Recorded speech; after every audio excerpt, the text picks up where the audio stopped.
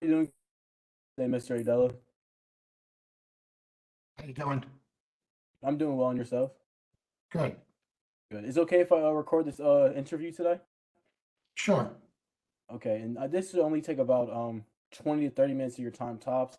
So let's get started. So first, if it's okay, would you be able to introduce yourself, please? So my name is Alan Idella.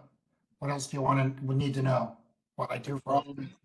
yes, sir. What you do for a living? Yes, sir. I'm a school counselor at a public high school. Okay, and then this meeting, I'm really going to dive into pretty much like your career. So being a school counselor, that's something I'm interested in, and kind of like the social work field. So it kind of coincides. So I'm gonna dive into that a little bit and ask you a couple questions, and then kind of from your experiences and kind of get some recommendations for myself and for my future. So what are some of the most what are I'm sorry.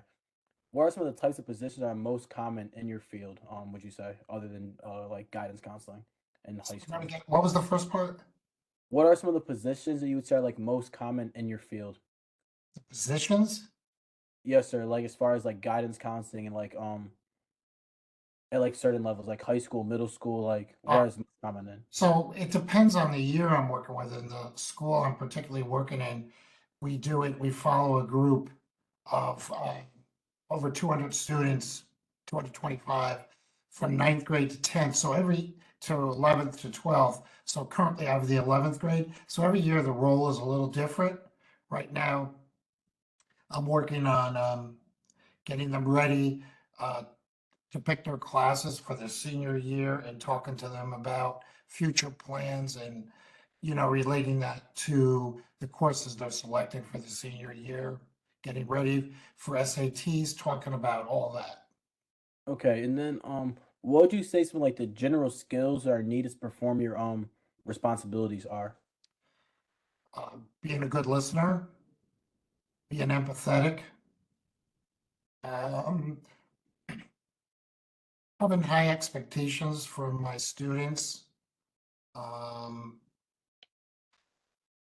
being kind, um, um, being a person that will get them the information that they need and help they need when they need it. Okay, okay, okay. Sounds good. Sounds good. And then what would you say are some like do you have any recommendations as far as like training or education? Like what would you say like the route to get to where you are would be like for somebody in my position? So I was a teacher originally, and I think that was good because there are some school teachers in our school that were not teachers, and I feel knowing what the teachers go through in a classroom where they have 30 kids to deal with, where mostly I'm dealing with individuals, just knowing what it's like in the classroom, I think gives me a little bit of an edge. So I think anytime you um, have that opportunity to teach before you can become a counselor. Also, life experiences also, working with family, with friends, all those things are things that would help a person get ready for that this particular the field of working with people uh, in a helping field. Okay, okay. And then you said at first you were a teacher. So would you say being a teacher kind of like inspired you to want to take the guidance counselor route? You know, like you said, right now you're working 11th grade, like being able to help them get ready for college, being like more hands on, kind of So I was inspired you.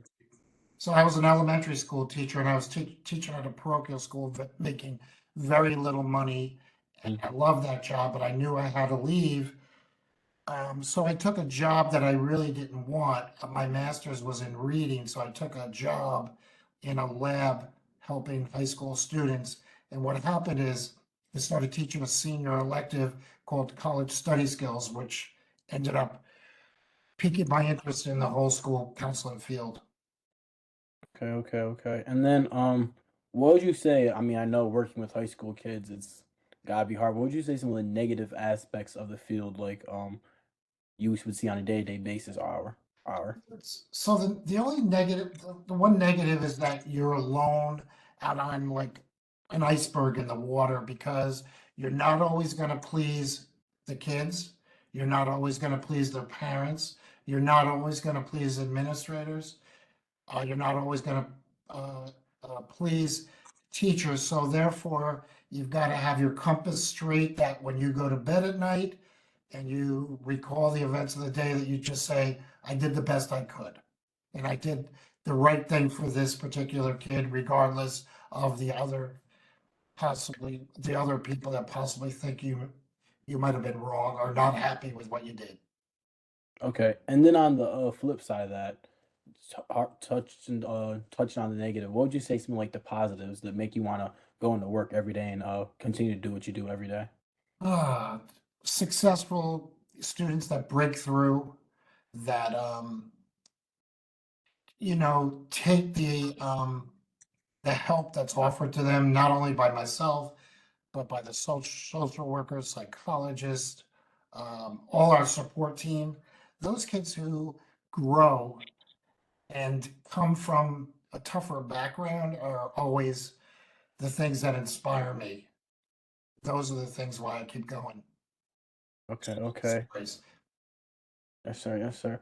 And then what would you say some of like the helpful information, like resources to me, like whether it be like resume building or like job seeking tactics, I guess is what I'm looking for to like try and break into the guidance counselor and school field, I guess. Well, academically, I think, being a psych major, taking psych courses helps. Um, I think you kind of know whether you want to be in a helping profession or not. You enjoy listening to other people, not necessarily always offering them advice, but being able to validate their thoughts, to reword their thoughts or have them think about their thoughts differently.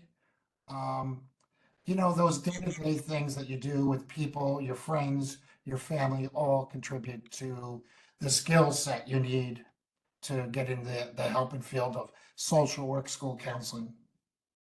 Okay, okay. And then what would you say like are some suggestions for somebody just starting off in your field? You know, like you're trying to give them like a blueprint to kind of find success. Like what would you give me if it was like my first day, like is like a roadmap, like 3 steps, I'd say, to I'd success. say tell you that ignorance is bliss. It's okay to be ignorant of everything that you need to do. Um, Follow your heart when you're working with kids, but also your instincts also, but also ask for help. Do not sit there alone and feel it's a sign of weakness to ask other people their thoughts. Even at this point in my life, when I've been working in this job for over 35 years, I still ask other colleagues their advice. So being open to other people's advice, not believing that you know the answers to everything, that you just some listening skills. Those are the skill sets I think that would be helpful in anybody entering the field, this particular field. Yes, sir. Yes, sir. And then just one last question. Don't want to take up too much more of your time. If you could do it all over again to still end up in this same spot, would you change anything or would you take the same route that you took to get here today? So I wouldn't change anything because of the way my route happened. I happened to want to go back to teaching elementary school, and I went with a friend to a college that was starting a school counselor program. This friend was interested in it. I was I wasn't not interested in it, but I wasn't interested. I ended up taking a course at this college while I was teaching, commuting there, and she did not. But what happened was I was going to end it with that course because I already had a master's degree, and the school counseling degree was 60 credits or 48 above and beyond where I was. So I went up there on a day I didn't know we didn't have class, and I happened to walk by her professor in his office, who happens to be the head of the program. And he called me in his office and said, "What do you think of the program?" And I told him it was a lot of work being a full time teacher and working on this. And at that moment, he convinced me to stay with it. So if it wasn't for that day of going up to the school in Albany, um,